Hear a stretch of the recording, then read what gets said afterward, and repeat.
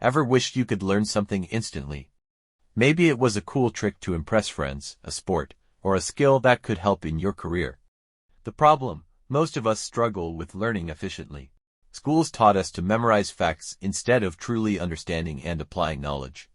That's why many of us forget what we learn so quickly, why traditional learning fails. Most people focus too much on input reading, watching, and listening without enough output doing, practicing, and teaching.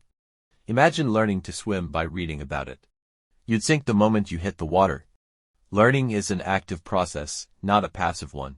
The 80-20th rule, Pareto principle. The 80-20th rule states that 80% of results come from 20% of effort. When learning, this means focusing on the core principles that give the biggest return. Learning a new language. Master the 1,000 most used words instead of 10,000. Want to play guitar? Learn basic chords before tackling complex solos. Trying to improve in sports? Work on fundamental techniques first. By mastering the essentials first, everything else becomes easier. Techniques for learning faster. 1. Active recall, the brain's workout. Instead of passively rereading, try to recall information. This strengthens memory, just like lifting weights strengthens muscles. If you're studying history, close the book and try to explain what you just read. 2. Spacing effect, learn in intervals. Spreading study sessions over time, 30 to 60 minutes daily, improves retention better than cramming for hours. Every time you revisit a topic, your brain strengthens the connection. 3. Deliberate practice, focus on weaknesses.